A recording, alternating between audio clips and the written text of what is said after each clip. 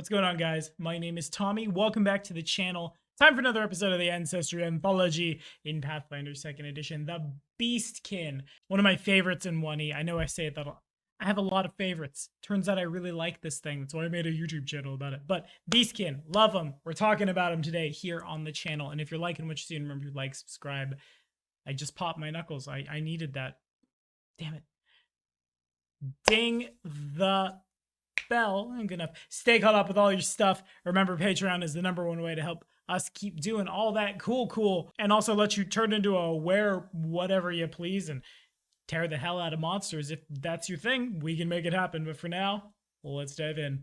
Okie dokie. So here is a huge throwback. The Beastkin did appear, in fact, under a very different name in Pathfinder 1st Edition. You can follow this card right up here for an old motherfucker. But as you might expect from their name, Beastkin are humanoids who can trace some portion of their ancestry back to the animal world. Whether that's the child of a lycanthrope, whether that's just big druidic blessings, everything in between. A wide gamut. Which I guess I'm gonna just go ahead and address here now. I think that's super cool. I know I had a lot of friends, a lot of people on the channel, a lot of clients back in the day ask, well, Tommy, when are we gonna get our half enthithropes? We got enthithropes in a bestiary. Where are they now? Well, I'd say they're right here, friend. As you might imagine, they come in all shapes and sizes and are as diverse as creatures that exist. Truly, like, this is an Ursica. It lives on Triaxis. It's a big winter insect. You theoretically could have an Ursica Beastkin just as easy as you could have, like, your were-whatevers. And as you might imagine, this ancestry has the ability to transform into a hybrid version of beast and humanoid, which, again, varies across a wide spectrum, which means lots of different character options. Anyway, this rare versatile heritage can only be taken by creatures with the humanoid trait, which is kind of unfortunate. If someone really wants to play a werewolf sprite at my table, I'll allow it. Anyway, choose a type of animal such as a bat, eagle, shark, spider, tyrannosaur, wasp, or wolf. You gain the beast and beastkin traits and the change shape ability, which of course, for one action, shifts you into either your humanoid or hybrid shape. Each has a specific persistent appearance, and most beastkin remain in their hybrid shape by default. In hybrid shape, you appear again, half beast, half man, stronger than both. Whilst in hybrid shape, you gain a Jaws unarmed strike resembling the features of your inherent animal, which does 1d4 piercing with the agile, finesse, and unarmed traits in the brawling group, which you cannot use when you're a humanoid.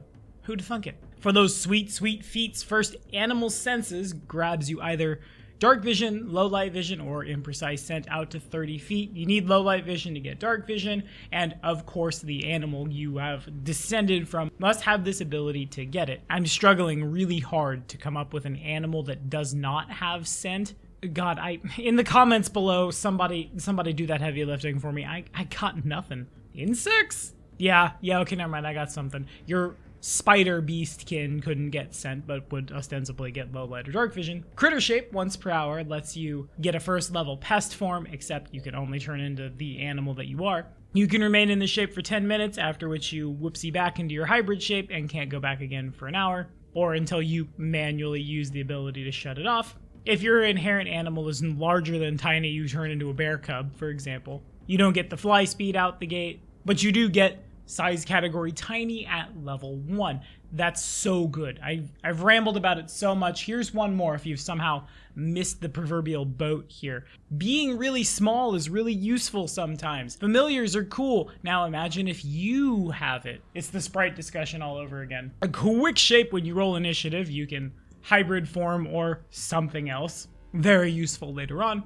Animalistic resistance gives you a +2 circumstance to resist diseases and poisons. Sure, why not? At 5th level, greater animal senses gets you either imprecise echolocation 30 feet, tremor sense imprecise 30 feet. Again, assuming you brought a werebatkin or a, what has tremor sense that is an animal? Molekin, I suppose. Animal magic lets you cast animal messenger, calm emotion, animals only, and speak with animals as 2nd level primal innates once per day. They use your class DC or spell DC, whichever is higher.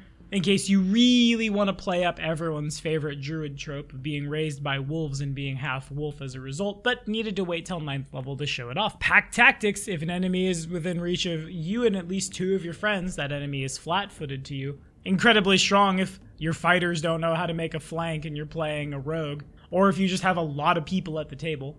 Dire form: a free enlarge at 13th level when going into hybrid shape, so once again you can live your best werewolf dreams forever, and have a bigger reach, and get bigger damage. And this heightens, right?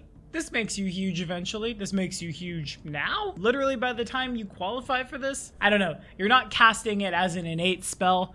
It says you gain the effects. Am slightly confused. Obviously this one needs a lot of viewer support. Help me out, friends. Next, Gift of the Moon, which allows you to cast a 5th level Moon Frenzy as a primal innate once per day. At 15th, you get it at 6th. At 17th level, a 6th level Moon Frenzy grants its standard effects, but throws out even more temp HP and silver weakness, buffing everyone's speeds, giving everyone a pretty alright Fangs unarmed attack. Even better if they're in the light of the full moon.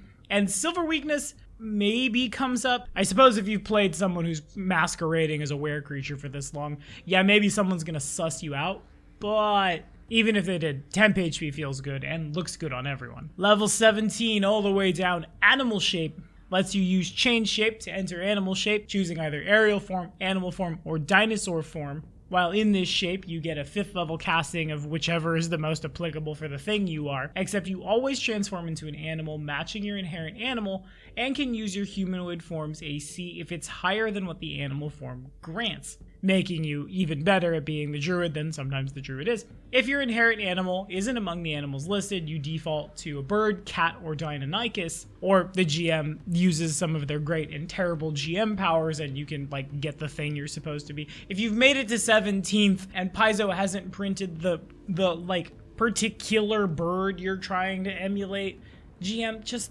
carry some weight. Brew the thing. It's fine. You can remain in animal shape indefinitely and can change shape to go back and forth as you see fit. If you add critter shape, you can get a 4th level pest form and can be a tiny bear forever. Lastly, animal swiftness. Your speed increases by 5 feet, and you get a climb, fly, or swim speed as appropriate for your inherent animal, but only in hybrid shape. The new movement is as fast as your standard speed, but if you're playing like Deerkin, you just get a speed buff of plus 10, which is untyped, so that's cool. If you just gotta go fast, there it is.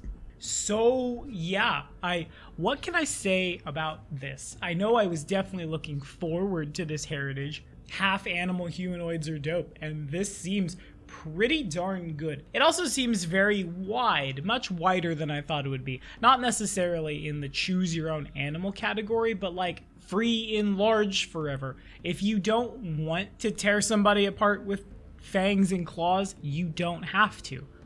Need flanking powers? Everyone can get it.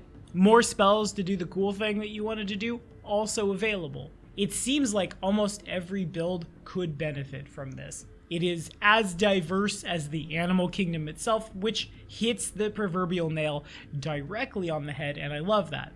Almost all of these feats seem really useful too. Maybe not necessarily animalistic resistance. It's good, but it's not like, oh my god, need this good. But like, you have the ability to just, crap, initiative is rolled? Wow, it's a surprise. Oops, now I'm a giant moose and I'm going to run you over because I'm bigger than a minivan. Haha. Or, man, we need to leave. I really didn't want to start combat. Hey, why are you starting combat? Gee darn it. We rolled initiative. Now I'm a dove and I GTFO the battlefield. And like everything in between. Versatility is so good in TTRPGs, particularly the Beast that 2nd edition is, because having lots of different answers, obviously very strong. Now, one wonders what the best animal to Beastkin into is. Honestly, Beastkin seems to shine real bright in a game where you get extra ancestry feats and then you just, now I have dark vision, now I have scent, now I have tremor sense, now I have the fly speed, now I'm a strange alien animal that has all of these speeds and probably exists. Seriously, open up a 1E bestiary, go flipping around, find something. It's there, I promise, I swear to god. Assuming the GM will allow you to use 1E animals. And if they don't worry, it'll probably be ported over soon enough. But now I'm rambling. What do y'all think? Are we rolling up Beastkin? Have we played Beastkin in the past? Throw it down in the comments. And that's all we have for today. Thank you guys so much as always. We'll see you next time.